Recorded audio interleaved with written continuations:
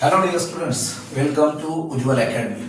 देखो बच्चों, आज हम लोग बहुत इंपॉर्टेंट पॉइंट डिस्कस करने वाले हैं जो कि 2026 के क्वेश्चन पेपर में आपको दिख सकते हैं। ठीक है, और वो पार्ट है सी सेक्शन में आपको ढूंढना होगा, that is the mechanism of food, that is sucrose का ट्रांसपोर्ट, जिसे हम एक और नाम देते हैं बच्चों, मंच हाइपोथेसिस। ठीक है, मंच हाइपोथेसिस या उसे एक और नाम है मास फ्लो हाइपोथेसिस। ठीक है, बहुत आसान सा पार्ट है। ठीक है, आप समझ लो, मंच हाइपोथेसिस क्वेश्चन पेपर में सी सेक्शन में अगर आता है तो आपको उसके 3 मार्क्स आपको आराम से मिल सकते हैं। लेकिन आपको एक चीज याद रखनी है, वो मतलब जो फ्लो चार्ट में ड्रॉ करूंगा वो फ्लो चार्ट आपको बनाना होगा और उसी से आपको सेंटेंस बनाकर उसे आपको डिस्क्राइब करना है। ठीक है, so let us start with the मंच हाइपोथेसिस। ठीक है, देखो बच्चों, मंच ये साइंटिस्ट का नाम है, कोई कैडबरी का नाम नहीं। ठीक है, तो पहली चीज आप ये ध्यान में रखो कि मंच हाइपोथेसिस हमें देखना है, मंच ये साइंटिस्ट का नाम है। ठीक है, बेसिकली एक चीज ध्यान में रखना, प्लांट फोटोसिंथेसिस करते हैं, ये तो हमें पता है। प्लांट फोटोसिंथेसिस करके ग्लूकोज बनाता है। क्या बनाता है? ग्लूकोज को बनाता है। लेकिन वो ट्रांसपोर्ट फूड को फ्लोएम के द्वारा सुक्रोज के फॉर्म में करता है। ठीक है, तो ये स्टेटमेंट आप ध्यान में रखना कि प्लांट फोटोसिंथेसिस से ग्लूकोज बना रहा है लेकिन ट्रांसपोर्ट सुक्रोज के फॉर्म में करता है और स्टोर बच्चों स्टार्च के फॉर्म में करता है। हाँ, ये लाइन ध्यान में रखना। ठीक है, अब देखो यहां पे ट्रांसपोर्ट जो हो रहा है फूड का वो फ्लोएम से हो रहा है। ठीक है, किस द्वारा हो रहा है? फ्लोएम से हो रहा है। फ्लोएम की मेन सेल कौन सी? स्यू ट्यूब। आपने पढ़ा है 11th में। ठीक है, स्यू ट्यूब ये मेन सेल से जो फूड को ट्रांसपोर्ट करने में हेल्प करती है। और ये भी चीज हमेशा याद में रखना बच्चों, फूड हमेशा सप्लाई एंड से सिंक एंड कट तक ट्रांसपोर्ट होता है, सप्लाई एंड से लेकर सिंक एंड में। ओके, ये चीज हमेशा याद रखना। और इसे कहते हैं हम डिफ्यूजन। कौन से प्रोसेस से? डिफ्यूजन से। ठीक है, सो सप्लाई एंड में फूड का कंसंट्रेशन ज्यादा होता है, सिंक एंड मतलब वो एंड जिसे फूड की जरूरत है। ओके, सब कंसीडर करो। अब ये लीफ है और ये रूट्स है। अब मुझे बताओ, फोटोसिंथेसिस कौन परफॉर्म करता है? लीफ। बेसिकली लीफ परफॉर्म करता है। ठीक है, तो लीफ में फूड बनेगा तो जरूरत किसे? रूट को जरूरत है। तो ये कौन सा एंड बन गया? सप्लाई, क्योंकि इसमें फूड है, इसे जरूरत है। तो ये कौन बन गया बच्चों? Sink end. ठीक है, हमेशा याद में रखना। एक और चीज मैं आपको बताता हूं एमसीक्यू के लिए। ठीक है, आपने एक चीज पढ़ी, जाइलेम वाटर को कंडक्ट करता है लेकिन उसकी डायरेक्शन होती है यूनिडायरेक्शन। ठीक है, मतलब रूट से शूट तक, रूट से लेकर शूट तक।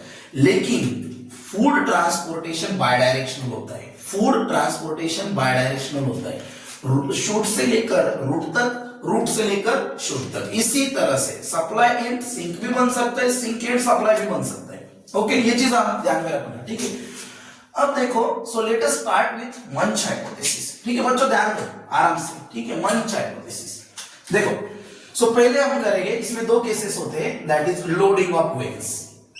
क्या होती है? Loading of veins.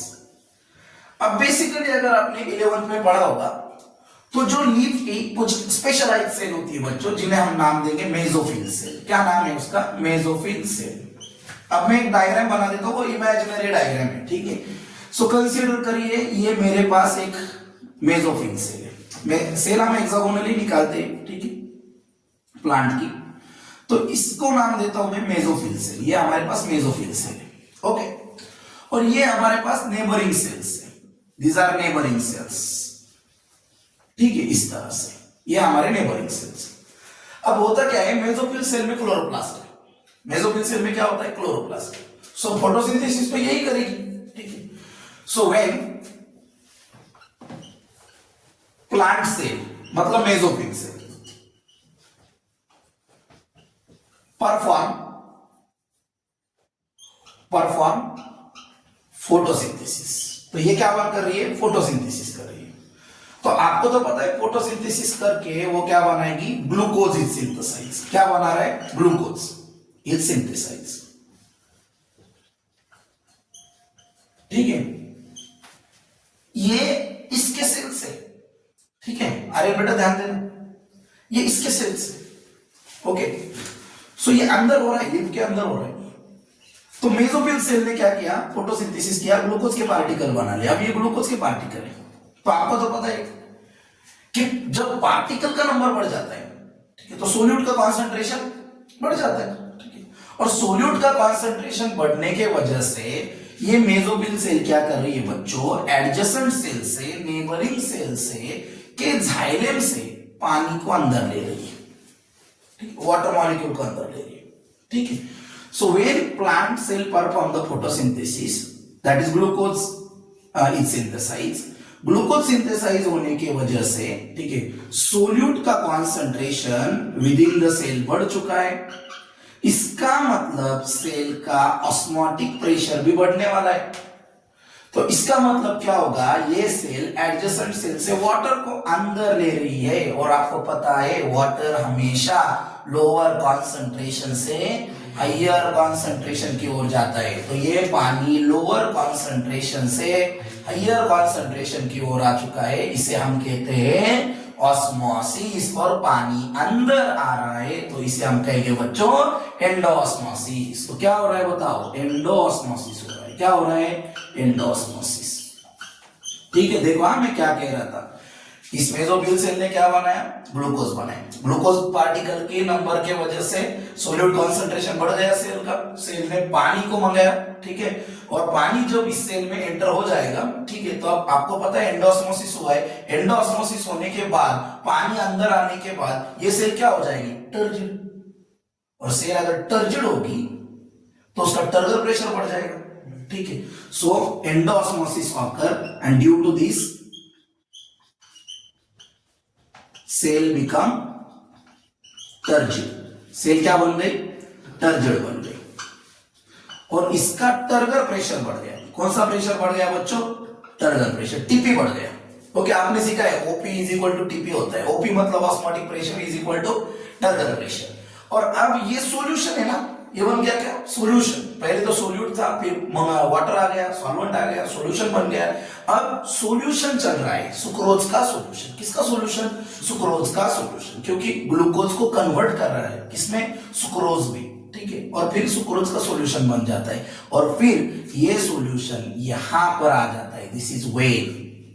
वेन आपको पता है ना, जो मिडरीब होती है लीफ की, मिडरीब वो मेन वेन होती है, और उससे जो निकलती है, मतलब मिडरीब से जो निकलती है वो वेन्स और वेनलेट्स होते हैं। तो इसमें क्या आ जाता है, सुक्रोज का सॉल्यूशन आ जाता है। सो इसे हम कहते हैं बच्चों लोडिंग ऑफ वेन्स। इसे हम क्या कहते हैं, लोडिंग ऑफ वेन्स। मतलब अब ये किस में लोड हो चुका है, वेन्स में लोड हो चुका है, ठीक है। फूड हमारा वेन्स के फ्लोएम में आ चुका है, ठीक है। अब ये फूड चलेगा, ठीक है, कहां से चलेगा, ये लीफ से रूट तक जाना है, तो ये फूड चलेगा, ठीक है। ये स्टॉक में आ गया, अगर यहाँ पे मैं ब्रांच निकाल दो तो इस ब्रांच पे आ गया, ब्रांच से वो स्टेम में आएगा, स्टेम से चला है वो, ठीक है। कौन से एंड से कौन से एंड तक चला है बच्चों, सप्लाई एंड से सिंक एंड तक जाना है। ये हमारा कौन सा एंड बन गया बताओ, वेरी गुड, ये हमारा सप्लाई एंड बन गया, ठीक है। और ये जिसे जरूरत है वहां पे सिंक एंड बन जाएगा। कौन सा एंड है, सिंक एंड। अब क्या हो गया, ग्लूकोज सॉरी सुक्रोज एंटर कर गया किसके अंदर, रूट सेल्स के अंदर। किसके अंदर, रूट सेल के अंदर। फिर अगली स्टोरी हम यहां पे देखेंगे, ठीक है, रफ कर देता हूं, ठीक है। अब रूट के अंदर क्या हो रहा है, तो उसे हम कहते हैं बच्चों अनलोडिंग ऑफ वेन। रूट के अंदर फूड मटेरियल एंटर करने वाला है, तो हम इसे क्या नाम देते हैं, अनलोडिंग ऑफ वेन। अब क्या हो रहा है, वेन सुक्रोज सॉल्यूशन, अब सॉल्यूशन लिख देता हूं मैं, enters in the cell of root. जब सुक्रोज सॉल्यूशन रूट के सेल में आ जाता है, देन द सुक्रोज पॉलीमराइज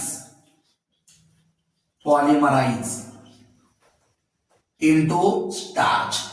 तो सुक्रोज का कन्वर्जन किसमें हो जाता है बच्चों, स्टार्च में, ठीक है। किसमें हो जाता है, स्टार्च में। अब आप मुझे बताओ, अगर यहां पे हमारे पास ग्लूकोज था, ग्लूकोज के पार्टिकल थे, इसलिए सोल्यूट का नंबर बढ़ गया। आपने तो सीखा है सोल्यूट का नंबर जो है, ठीक है, या ऑस्मोटिक प्रेशर, ये सोल्यूट के किस पे डिपेंड होती है, दैट इज नंबर पे डिपेंड होती है, वो एक क्वालिटेटिव प्रॉपर्टी। तो अब यहाँ पे क्या हो रहा है, यहाँ पे सोल्यूट का नंबर ज्यादा था, यहाँ पे तो सोल्यूट का पार्टिकल का नंबर कम हो जाएगा क्योंकि स्टार्च बन रहा है, ठीक है, स्टार्च बन रहा है। तो सोल्यूट पार्टिकल का अगर नंबर कम हो जाएगा तो क्या होगा, ड्यू टू दिस, ये पॉलीमराइज होने के बाद सोल्यूट पार्टिकल का नंबर कम हो गया है, इसलिए ऑस्मोटिक प्रेशर भी कम हो जाएगा क्योंकि वो तो क्वालिटेटिव प्रॉपर्टी थी।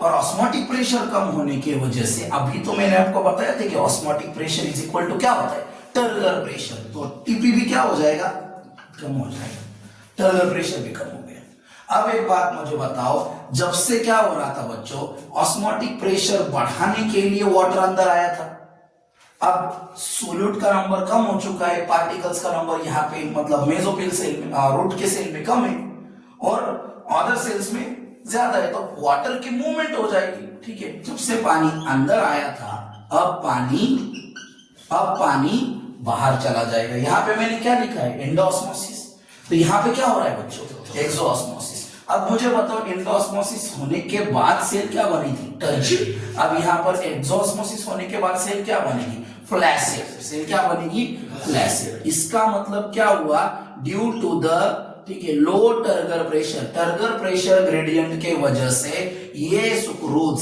ठीक है, किसमें चला गया, एडजेसेंट सेल में, ठीक है, मतलब वाटर निकल गया, ओके, जाइलम के थ्रू, और ये सेल क्या बन गई, फ्लैसिड बन गई। वहां पे हमारा फूड ट्रांसलोकेट हो गया, इसे ही हम कहते हैं बच्चों अनलोडिंग ऑफ वेल्स। ओके, बात समझ में आई। फिर से एक बार देखो, हमारे पास क्या थी, दैट इज मंच हाइपोथेसिस हम देख रहे। इसमें पहला पार्ट था लोडिंग ऑफ वेन्स, वेन्स में लोडिंग करना था फूड को। तो मैंने क्या बताया, प्लांट सेल जब क्या परफॉर्म करती है, फोटोसिंथेसिस, तो क्या बनाते हैं, ग्लूकोज। ग्लूकोज के पार्टिकल किस में बढ़ रहे हैं, मेसोफिल सेल में, तो सोल्यूट का कंसंट्रेशन बढ़ेगा, ऑस्मोटिक प्रेशर बढ़ेगा, और इसी वजह से पानी अंदर आएगा, दैट इज एंडोऑस्मोसिस होगा।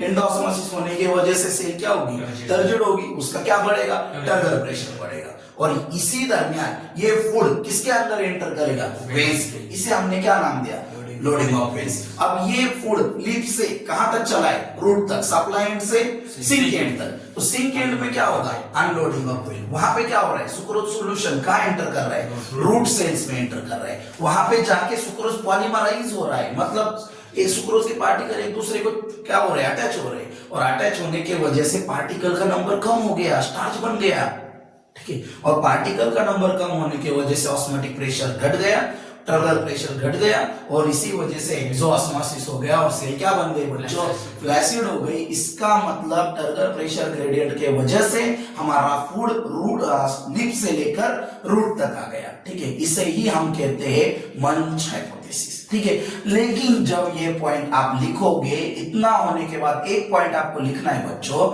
इस मंच हाइपोथेसिस का एक ड्रॉबैक है। आपको ड्रॉबैक पता चला होगा क्या, मैंने आपको कहां से कहां तक फूड की ट्रांसपोर्टेशन बताई, लीफ से लेकर रूट तक। मैंने अभी आपको पॉइंट में क्या बताया था कि फूड का ट्रांसपोर्टेशन बाय डायरेक्शनल होता है, लेकिन ये क्या बता रहा है, फूड का ट्रांसपोर्टेशन तो यूनिडायरेक्शनल हुआ है। ओके, सो ये ड्रॉबैक है किसका, मंच हाइपोथेसिस का, ठीक है, ध्यान में रखना, मंच हाइपोथेसिस का ड्रॉबैक, ठीक है। और ये एक फिजिकल प्रोसेस है, ये कौन सी प्रोसेस है, प्योरली फिजिकल प्रोसेस है। ओके, ये चीज हमेशा याद रखना, ठीक है। So this is about the mechanism of food transport. I hope ये वीडियो आपको अच्छा लगा होगा। फ्लो चार्ट से करिए, आपको मंच हाइपोथेसिस अच्छे से लिखते रहेगा। Okay, thank you, best of luck.